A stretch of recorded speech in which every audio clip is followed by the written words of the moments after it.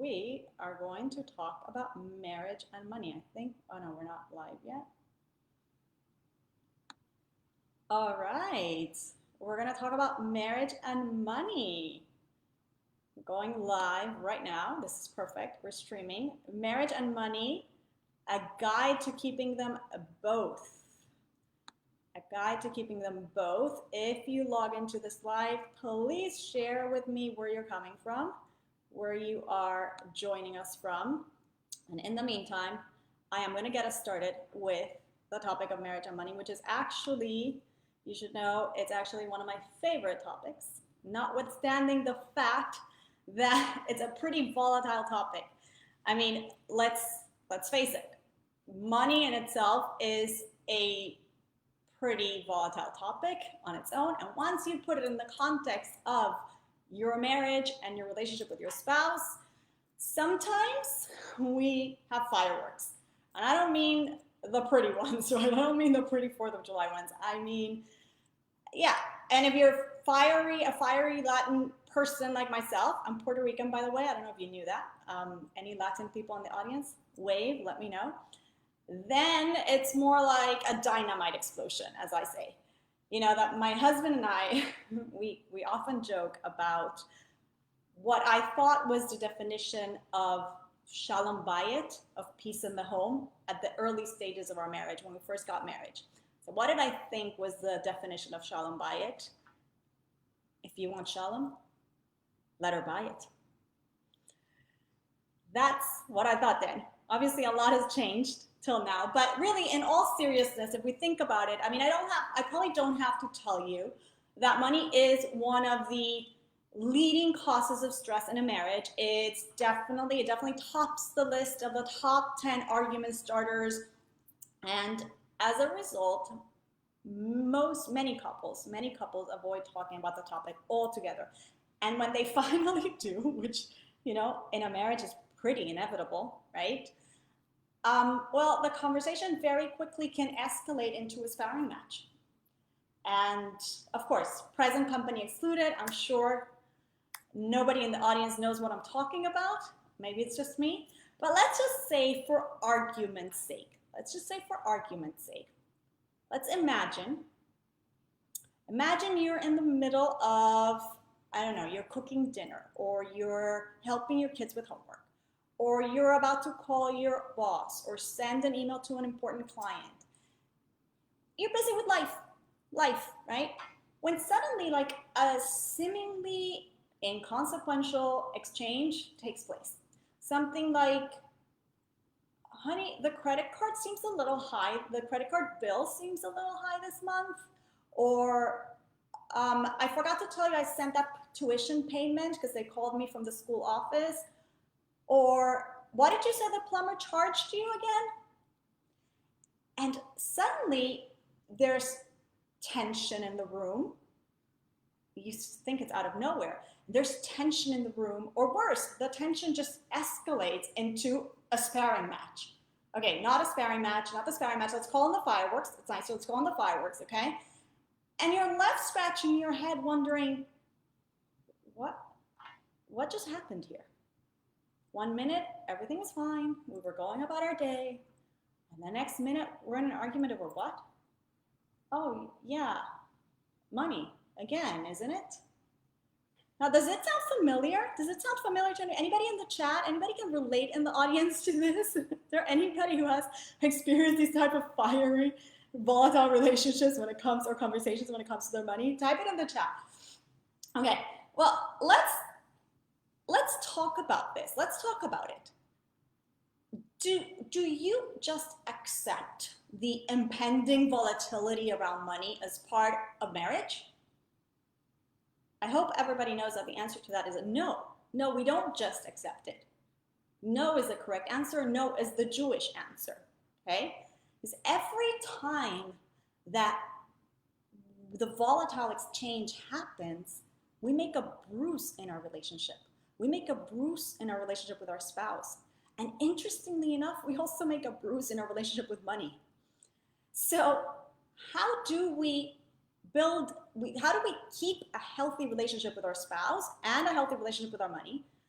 How do we make sure that we're both our marriage and our money are thriving? It's more than just keeping them. It's actually, we want them to be thriving. Is that even possible? Is that even possible? Well, according to Judaism, not only is it possible, it's an imperative. It's something that we have to do. You might be familiar with the fact that one of God's priorities, if you will, is something called shalom, something called peace, wholesomeness, shalom. And I don't mean the type of shalom bayit that I told you before where, you want shalom, let her buy it. I mean like real shalom, real peace. As King Solomon told us in the book of Proverbs, he says, the Torah's ways are pleasant ways, and all its paths are peace. They lead to peace. And our sages have always emphasized that God dwells where there is peace. They tell us in the Mishnah that peace is the vessel that contains God's blessings. It's a vessel to hold God's blessings in our life. Now, when it comes to marriage, the emphasis in peace is even greater. In fact, the Talmud explains that God will even allow his holy name to be erased in water in order to bring peace between a husband and wife. You might remember all of this from the biblical story of the Sota in Parshas Naso. It's a phenomenal story. But so God will go to such an extent to bring peace between a husband and wife, allowing his holy name to be erased. So you want peace, your spouse wants peace, and God Almighty wants peace. But let me tell you something else about peace. Your money, if you will, also wants peace. Or better said, in order to thrive financially, you also want peace. You want to be in peace in that relationship also. And as I said before, shalom, is the vessel that God wants us to establish for him to pour the blessings into our lives. All of the blessings. I'm sure all of you have heard of the priestly blessing, of the blessing of the Kohanim, right? The Kohanim, they've been blessing the nation of Israel for thousands of years, since the times of Moses and Aaron, right?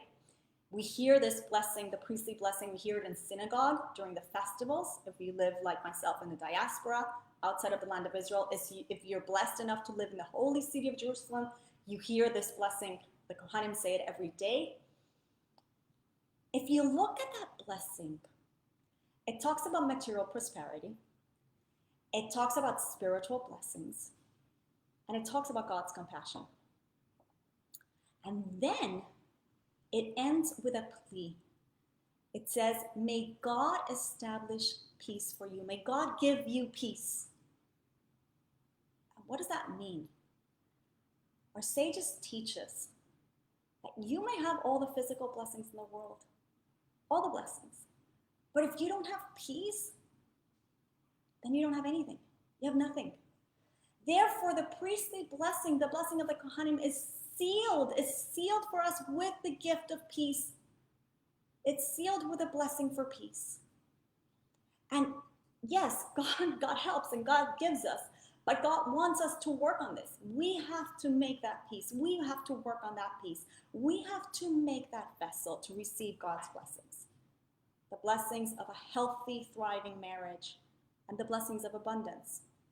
So what I'm going to do today is I'm going to offer you 3 how-tos or 3 do's, 3 things to do to include in your life with regards to your marriage and your money. With God's help, we'll have enough time to delve deeply enough into these ideas to get you started on this path towards peace and peace, a better relationship with your spouse, a better relationship with your money. And these are just 3 of the many. There are many topics that we can, many how-tos, let's say, that we could delve into, and it's one of the things I cover with my students, my women in my online course, Jewish Money Makeover, which you're welcome to look outside, when we finish this wonderful class. Maybe I'll put the link in the chat soon.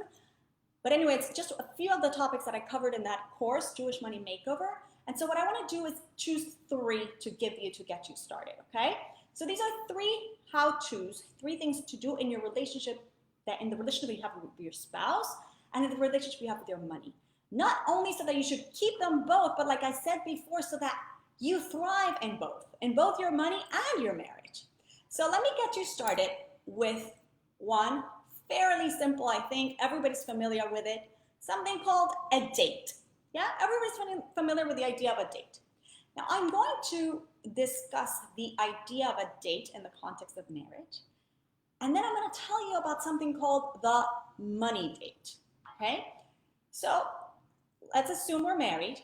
I'm guessing that if you're in the audience seeing that the title is Marriage and Money, you're probably married, you're probably looking to get married, I don't know. But let's say that you're married. You might have heard of the idea of dating your spouse. Yeah? You've heard this. Now the interesting thing is, how many of us actually do this? How many of us actually do this? I do this, but I'm always surprised to meet people that I ask them and like, no, we haven't gone on a date in years, right? Ladies and gentlemen, we have to make dating our spouse a priority in our schedule. And yeah, you say, oh, it's COVID, right? No, COVID? All the more so we have to make dating a priority. And a date can be tea and chocolate in the evening after the kids go to bed. A date can be lunch when the kids are in online school, or pre-COVID days, it could be lunch during your work days. It can be a walk in the morning. It could be a walk in the afternoon before mincha. You figure out what works for you. It doesn't have to be complicated. It just has to be dedicated time together. It doesn't have to be complicated, but it has to be done. It has to be done. Let me tell you about one of the busiest men in our times, the Lavatory Rebbe. Anyone familiar with the Rebbe's schedule is literally blown away and hopefully very inspired, tremendously inspired. I don't think there was a man as in our times as busy and as productive as the Lavatory Rebbe. And yet he, as busy and as productive, and yet the Lavatory Rebbe found the time to date his wife, Rebbetzin Chaya Mushka. And she found the time to be on those dates. It is said that the Rebbetzin once told a close friend that no matter what time the Rebbe came home, she was always there for him. She was up waiting for him.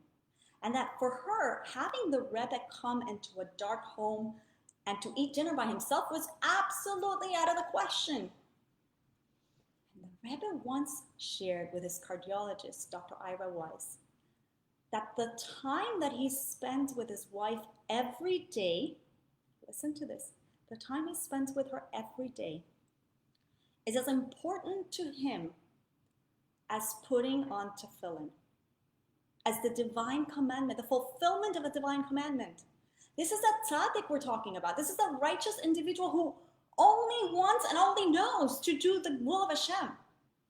And the time with his wife, those dedicated, intentional moments, were just as precious as fulfilling that divine commandment.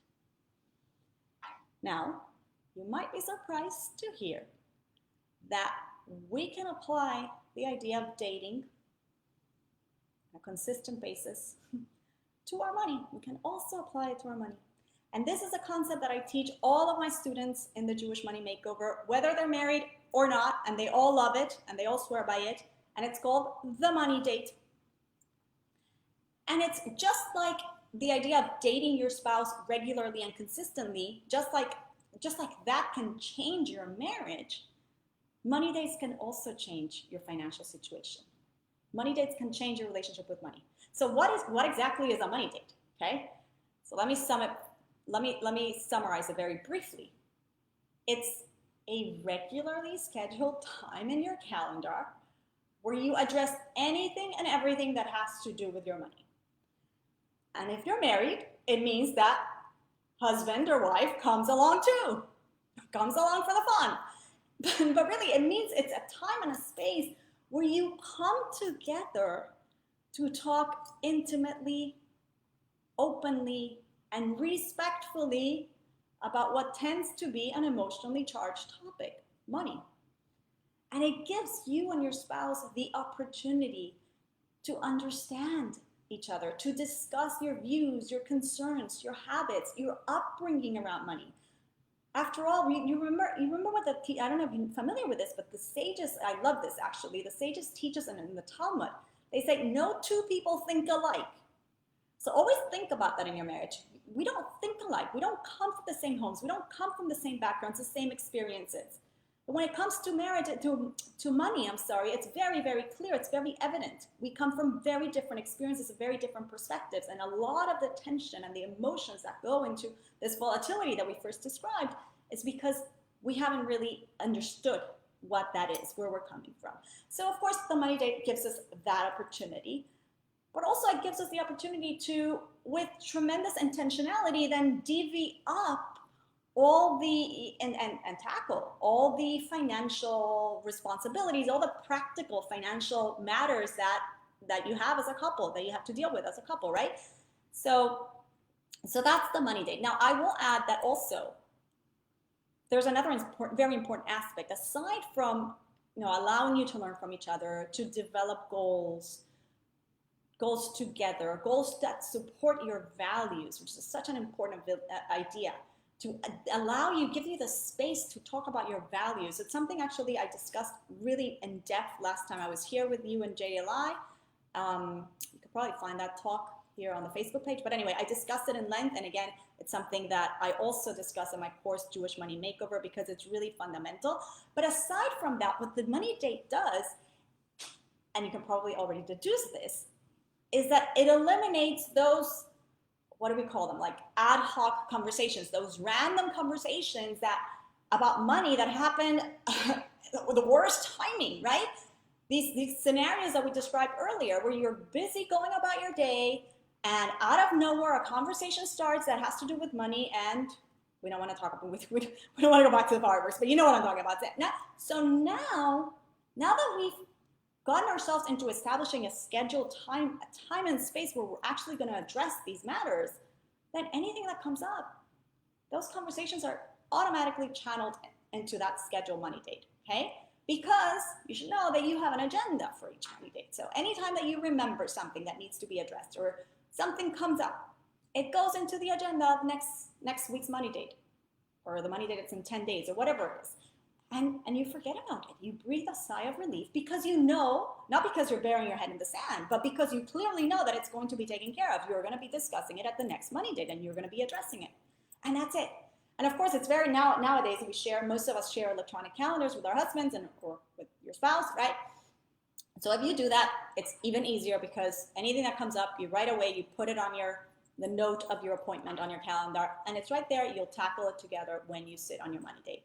So there definitely are, I would say, like best practices to a money date or to money date success, and many topics that I often teach that I feel like they're essential to covering during those dates, like how to tackle the values conversations and the goals conversations and your money story and your upbringing and all that kind of stuff. It's so important, aside from the technical numerical stuff. Again, I go in depth into it in my class, Jewish Money Makeover. But if I would leave you with, let's say, like 3 best practices to at least set you up, like you could get started on these money dates, there would be the following. Number 1, schedule it regularly, meaning anywhere between once a week to once a month. I wouldn't go as farther than once a month. Most couples need that constant, regular, depends on the stage of your marriage and so on. Many couples cannot do once a week. And again, it's understandable. We have young children, whatever it might be. But find something that is scheduled regularly. I would say a good range is anywhere between once a week to once a month, okay? Maybe twice a month works for people. So regularly scheduled, have an agenda, which I already mentioned. And number 3, limit the time. Limit the time. Plan for it to be, I don't know, like 30 minutes to an hour. Yeah, 30 minutes to an hour. I'd never recommend going past an hour because the sages have taught us in the Talmud something really, really practical, and that's that if you take hold of too much, you know what happens, they say? you take hold of nothing, right? You aim for so much, you grab nothing. So aim for short, consistent dates instead of long, overwhelming, overdrawn, ones that spiral out of control. Because remember that talking, I don't have to remind you, I think we all know it, that talking about money can be emotionally and mentally draining for so many of us. So set a time limit and stick with it. And I'll throw a fourth. I told you I would tell you three, but I'm going to throw a fourth in there, which is make it fun. Bring your personalities. Like, bring yourself into it.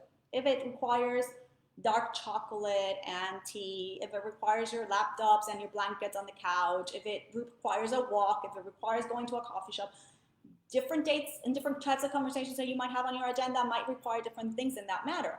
But bring yourself into, bring your personalities. I mean, we call it a date for a reason, right?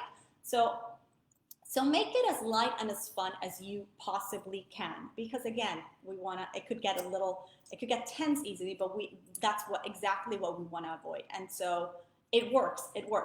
And again, you might be on your way to becoming, to mastering the money date, but hear me out here.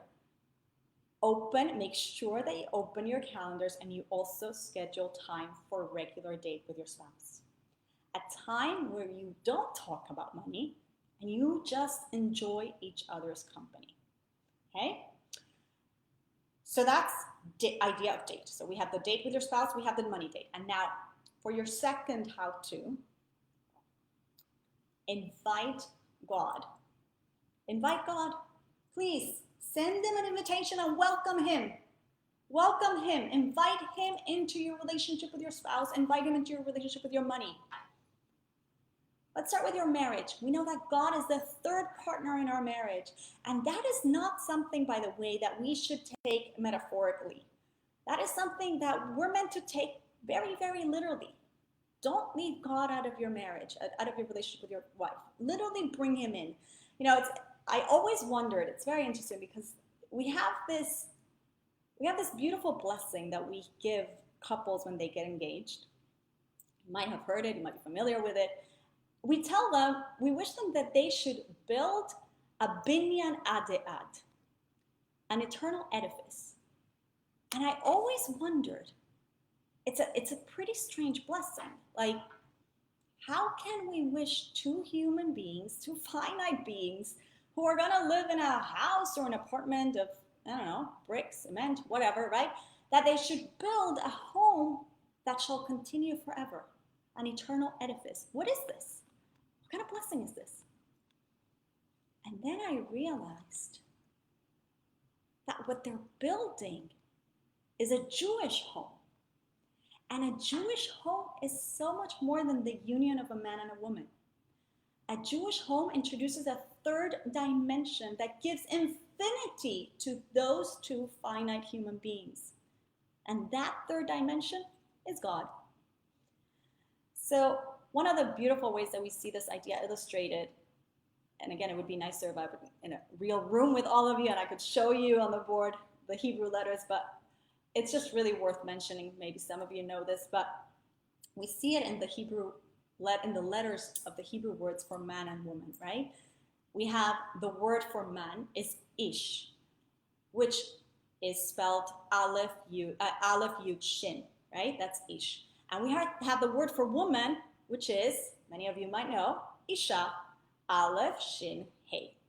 So we have those two words, and those two words share the same two letters, the aleph and the shin. Oh, I wish I could show you. I wish I could illustrate for you, but they share. I hope you're following. They share they share the two letters that are aleph and shin, right? And those two letters make up the Hebrew word for fire, aish. Aleph shin, aish. It's the Hebrew word for fire.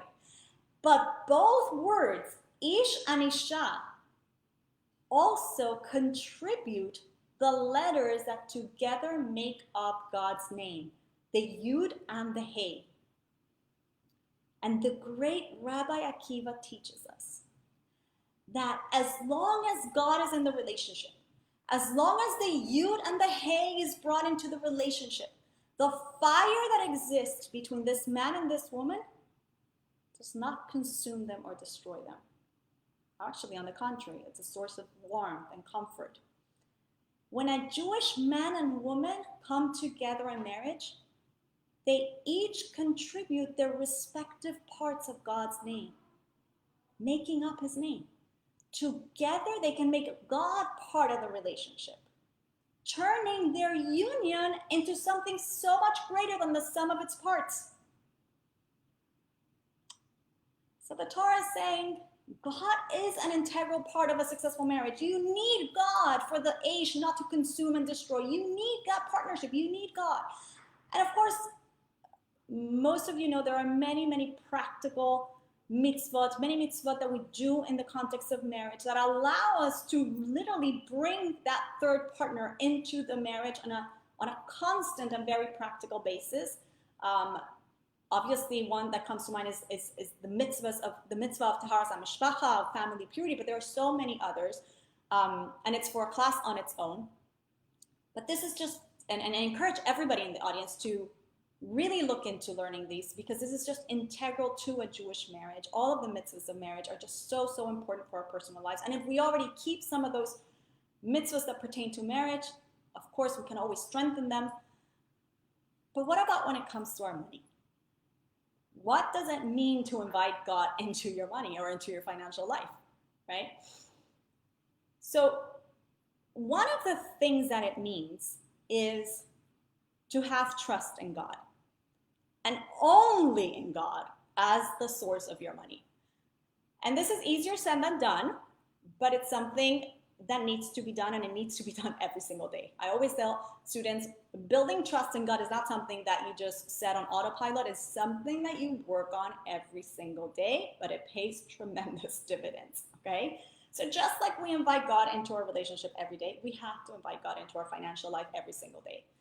And this is a concept that is just super, super broad, super, super powerful. I spoke about it at length last time I was here, JLI.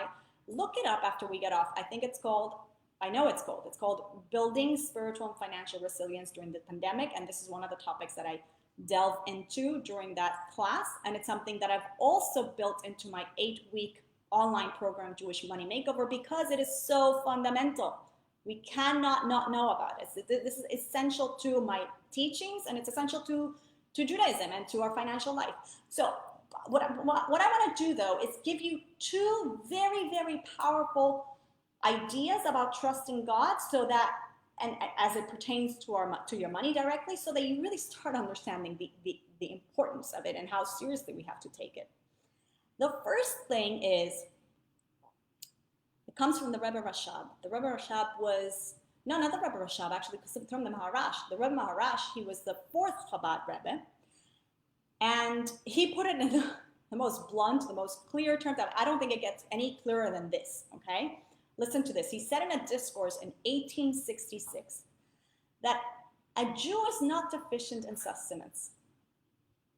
A Jew is not deficient in sustenance. He might be deficient in his trust of God.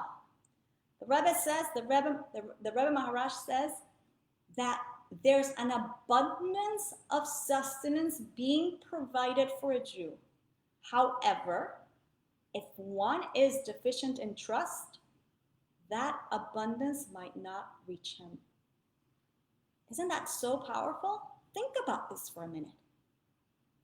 It's incredible. First of all, let's break it apart. First of all, let's there's abundance. Don't limit God. The Rebbe is telling, there's abundance for a Jew. Don't limit God. God has for everybody. Not only is the money not limited, but his ability to bring you the money is not limited. He has infinite ways of doing that. You and I, we're limited. Our notions are limited, but God? And furthermore, if we're deficient in the trust, in that trust that the only one who can provide that abundance, the only one, not Uncle Sam, not President Trump, not American Express, your boss, I don't know, your clients, the only one who can provide that abundance, if we're deficient in that trust and the only one who can provide it, then the Rebbe Maharash tells us that sustenance might not reach us. This is really, really powerful. And the second idea is the Lavatory Rebbe, our Rebbe, the seventh Rebbe, he taught us, he took this idea from Marash, he expanded on this, and he gives us a very clear visual. I'm a visual person, so I always love this image. He brings the idea of a faucet in our sink, in our home, right? We all have them, thank God. Think about a faucet, he says. Bitachon, which means in Hebrew trust, confidence, security, right? Bitachon, trust, is like a faucet. When we have it, when we have bitachon, the blessings, they just pour through, they come through. But when we lack it, when we lack bitachon, when we lack trust, the faucet has been shut off. So I think these two ideas, they make it very clear that it behooves us to, number one, invite God into our marriage, but number two, to invite him into our financial life, okay? And this brings me to our third how-to, or our third do, which is really, if I think about it, it's really another way in which we invite God into our relationship. And that is the idea of giving. The idea of giving. Both the idea of giving in our marriage, and the idea of giving in our relationship with money. I'm going to start with the financial perspective. I'm going to start with the money. And then I'll do the marriage, okay? So from a financial perspective, or I should rather say from a Jewish financial perspective, because, by the way, it's different. And again, I talk about this extensively in my class, Jewish Money Matters. And I've talked about this here for JLI. So let's just say from a Jewish financial perspective, we know that our money is not really our money, but it's rather a gift of the Creator, a gift of God Almighty that he gives us on the condition that we partner with him, that we are good agents, right? Whatever money I have in my bank account at a given moment is there only because God deposited the money with me. And more importantly, implicit in that deposit is his trust that I will manage the money wisely. And what does God mean by managing the money wisely? It means fulfilling our end of the partnership. We're in a partnership with God, which means allocating 10% of our after-tax earnings to charity, to those in need, on God's behalf, acting as agents of God in this world, as his agents, right? Being an agent of his money in the world. And that's what we call meiser, 10% of our after-tax earnings. That's our partnership. Or as the wonderful Rabbi Gordon of blessed memory used to say, when we take 10% of our after-tax earnings and we give them to charity, God guarantees the 90%. That's how it works. That's a partnership.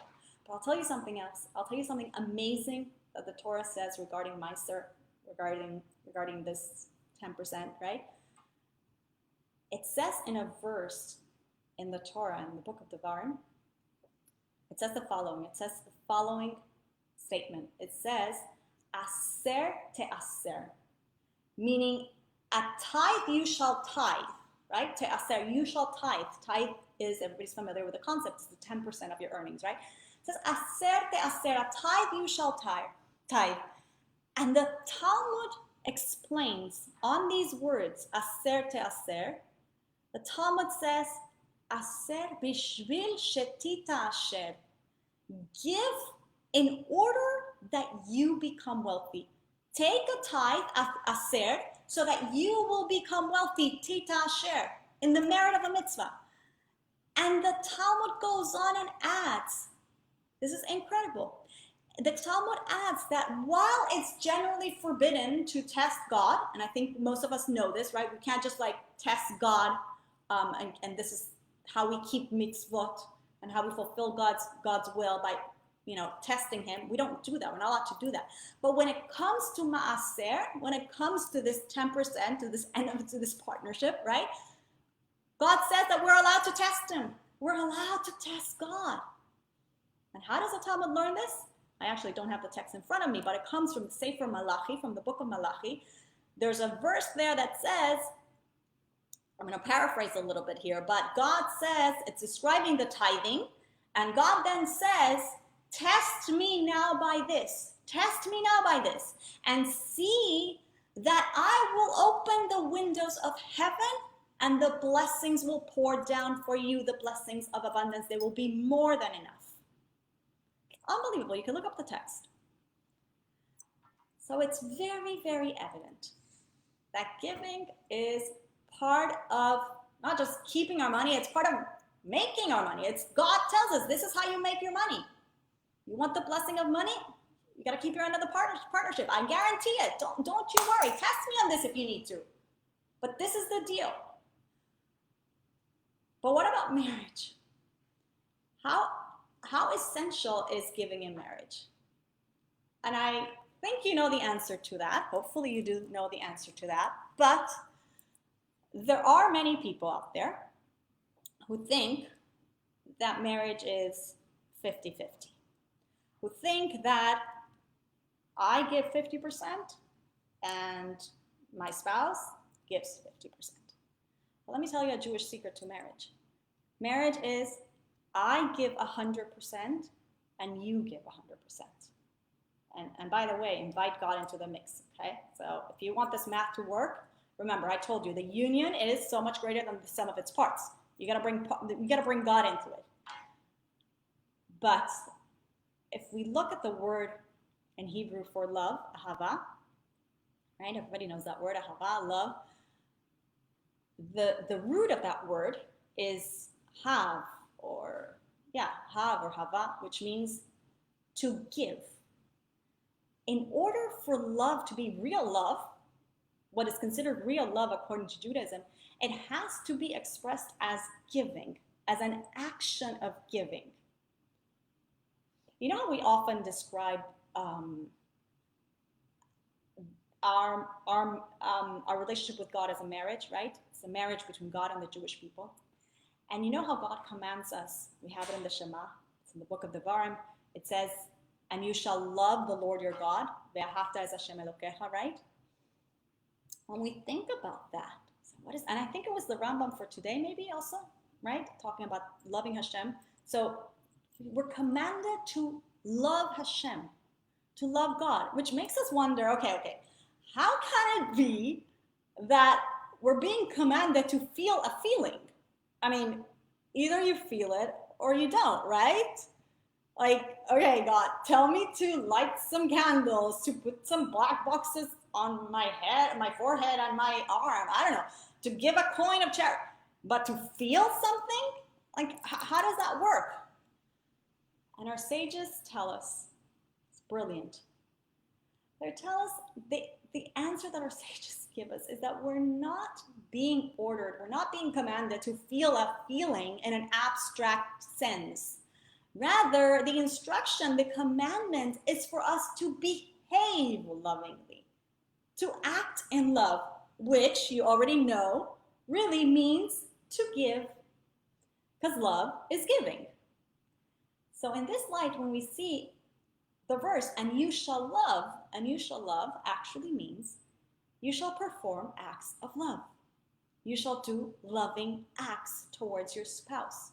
You have to be giving in this relationship. In terms of our relationship with God, right? What do I give to God Almighty, who gives me life every single day? And what do I give to my spouse? How can I be giving of myself 100% in this relationship? There was once a man who came to the Lavatory Rebbe, and he was having some some difficulties in his marriage. And he asked the Rebbe for some sort of like, what do you call it? Like a segula, a spiritual tip of some sort. And the Rebbe was great. The Rebbe was so practical. I love my Rebbe because he was so practical with the program. Take notes, people, okay? This is what the Rebbe told him. He says, after Shabbat, when the dirty dishes are piled high, roll up your sleeves and help your wife with the cleaning. Take out the garbage, help her with the dishes. That is giving, right? What does this person need? Let me give them what they need. And I'm sure, by the way, I'm sure JLI has some wonderful classes that address marriage in depth, and this is probably discussed in depth. But let me just address the skeptics who might be like thinking like, okay, but what if my spouse doesn't give 100%? Right? I'm going to give 100%, but what if he doesn't give 100%? Okay, let me tell you like this. King Solomon, the wisest man who ever lived, told us in the book of Proverbs, he says, as water reflects a person's face, so does the heart of one person reflect another. Which means that whatever you want others to do, you need to do first. You take care of your 100%. And this applies in every relationship, by the way. But it's even more evident in marriage, and it's more important in marriage. You work on yourself, and that will be the impetus for the other one to reflect that back to you, for your spouse. You can't control what they're going to do. You can only control what you will do. And of course, as I said before, invite God. Invite God. Ask God for the strength to help you be a giver in the relationship. Ask God for the strength to help your spouse with whatever they're dealing with. Ask God. Invite God into this relationship. Make him a part of it, right? Build that trust. Trust in him. Lean on him for everything, not just for your money, for everything else. But here we're talking about marriage and money. Okay. But I'll tell you another little tip, maybe not as super practical as the Rebbe's. I mean, that was like awesome. Maybe I'm saying that because I'm a woman, I'm a wife. But maybe the men in the audience are like, I don't really like that tip. But I'll tell you something that you can start practicing, okay? By and large, I will tell you that husbands need respect. And by and large, the woman needs appreciation. So that's just a tip. Take it or leave it. Not rather you take it. Something that you can just start giving right away. And again, there's so much we can learn about this. And it really deserves a course on its own about marriage. And I'm sure JLI has tons of resources here on this, in this platform, and all the other wonderful things that they put for us to stay educated and connected to our Jewish wisdom. But I'm reminded, as I'm telling you all this, I'm reminded of this beautiful anecdote of Hannah Sharfstein and the Lavatory Rebbe. And it's a beautiful anecdote about giving, related to giving in the context of marriage, giving within a marriage. And it's like this. Mrs. Sharfstein used to have a very close relationship with the Rebbe. And she tells that when she was a young girl, a young adult of marriageable age, she was having an audience, a private audience with the Lavatory Rebbe. And the Rebbe asked her about different prospects for marriage. And she was a young girl, and she went on to say all the reasons why none of these young men were suitable for her, all the reasons why she didn't like any of them. And then the Rebbe smiled and told her, it sounds like you've read too many novels, too many romance novels, actually, the Rebbe said. It sounds like you've read too many romance novels. And he went on to describe what love isn't, what it's not, pretty much like the, that blinding emotion that's described in the fiction books and the Hollywood, movies, in the movies. And then he tells her, the Rebbe tells her, real love is an experience that intensifies throughout life. It is the small, everyday acts. It is the sharing, caring, and respecting one another. So, my dear friends, if this beautiful description of what love in marriage is from the Lavatory Rebbe to the young Hannah Sharfstein is not enough for all of us to, it's not enough of an imperative for us to put our energy into dating our spouse, into inviting God into the relationship, and into giving in our marriage. I mean, I don't know what is, but I will stress again that when we work on establishing peace, God will grant us with tremendous blessings. So build the peace in your marriage, build peace with your money also. Have those money dates. Invite God as a partner in your financial life and your married life, and give in your marriage, give of yourself in the relationship, and give up your money and of yourself, right? Give up your money even when it doesn't make any rational sense. Same thing in marriage. So money dates, inviting God into partnership, and giving. And again, in my course in the Jewish Money Makeover, we go into this at great length, in depth, as well as things like our mindset around money and all the practical financial aspects of our relationship with money, like managing debt, like making more money, like making money work for us, like investing, all of that stuff, and really all the steps of building wealth, but from a Jewish perspective, in the Jewish way, okay? So be sure to check that out. I'll put it on the chat. And also go find that other talk on JLI that I gave, really, that it's more in depth on building trust and building spiritual and financial resilience during the pandemic. But for now, I guess I want to leave all of you with, all of us, with a blessing of peace, of shalom, and not the shalom that I described before. So the real shalom bayit, not the shalom bayit, if you want shalom letter bayit, real shalom bayit, real peace, both with your spouse and your money, as well as with tremendous health. Please God, health for everybody, wealth, and as my dear rabbi in Houston, Texas says, the time to enjoy it, the time for all of us to enjoy it. Thank you very much, and I will be sure to take any questions on the chat. Feel free to message me privately as well. If any of the women is interested in the course, please go check that out, Jewish Money Makeover, and I hope everybody has a wonderful, wonderful night.